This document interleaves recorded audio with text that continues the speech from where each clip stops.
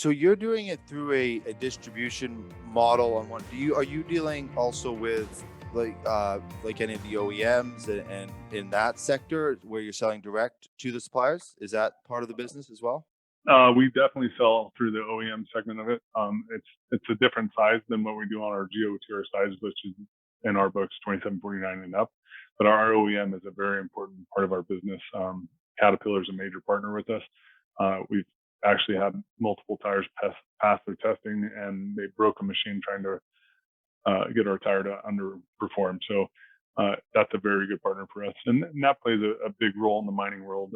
If Cat's willing to put their stamp of approval on our product, mine sites tend to pay attention to that. So Yeah, no, half our challenge is market recognition, right? So when people think of other tire manufacturers have been around for 100 years, it's your dad's dad ran that, right? Maybe your grandpa pointed out how good that tire was to you. And with right, Maxim, yeah. again, 7 years into it, we're creating that, and it's happening fast. When I first started, so originally before I came to Maxim, I was working for Cell Tire, and Maxim came and wanted me to test their products, and I was very hesitant. And over that, 5 year period, we continually test because they're good partners. Maxim, as a whole, as a company, is a very good partner to do business with, and they did then, and they definitely do now. They stood behind what they said. So from 7 years ago to where we're at today, I would say everybody's paying really close attention to what we're doing in the market. So it's a good position to be in.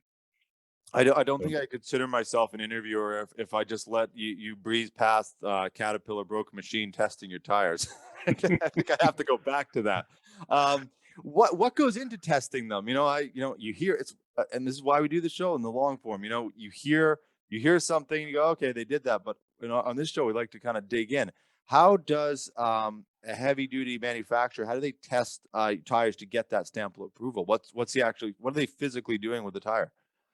to be honest with you, that entire test it's outrageous is the best way to describe it. So they put not only they put our tires, but they also put their equipment way past the recommended operating conditions, and they do things like what they're testing is they'll overload the bucket and use a loader as a RTD, if you will, or rubber tire dozer, and see how the tire spins or slips and the traction within that. Or they'll go into a hard dig face and pile the bucket into the bottom and sit there and bounce it around in a static load and try to get indexing of the tire on the wheel. So what that means is where the actual wheel spins inside the tire, which can create bead damage and air pressure loss and a whole bunch of different things. So when they were doing that, they were bouncing around so hard trying to get our indexing to happen on a brand new tire we'd released them, that the machine actually shut down. And I don't remember the exact parts that broke, but Cat took it as a challenge, and then the next day went back after it. But they gave us the stamp of approval, and on that specific tire, we were the best one on indexing and traction. So it was very fun to be a part of that, and it's fun to watch what they do. It'd be Yeah. something you'd have to see in person, but what they do with machines I've never seen in real life, and most of those operators would tell you that they would have been fired in a second if they did that on the job site. So I it's was kind gonna of say that's the dream job of everybody that's ever driven equipment. That's like, no hold back, just give it to it. yeah, except for some of those guys in the motors, and when you watch them, they look like they're riding a bareback bronc or bull. Man, they're just, Yeah, it I can't mean, be they're that pleasant. yeah, they're getting with it, but it's a testament to what their machine is capable of too. Because Yeah. I had no idea some of their machines could take that type of abuse and keep ticking, and that was one time. Out of all the tests they did, that was one time, and it wasn't a major break. It wasn't like a wheel and tire fell off. It was something probably with an overload switch, something type Yeah, I was gonna like say it that. was probably a computer that went, yeah, no. Yeah, like this. That's exactly what it was. But I'm taking it as a win for Maxim. That's what I'm Oh, saying.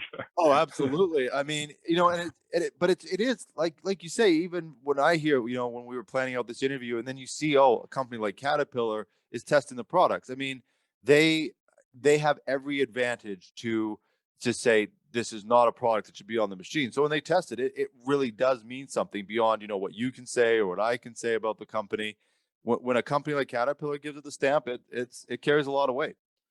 Yeah, we're actually, and the exciting thing with Cat is we're actually one of the first choice, first front line, they call them, the tires now. So that's a huge honor. right? So when a company like Caterpillar that's been around in the mining industry and construction industry and all the other industries they're now involved with, when someone like that says you're a frontline tire with us, and they continue to test our sizing, we're going to stay being a part of that. We don't see that as anything but a positive for us.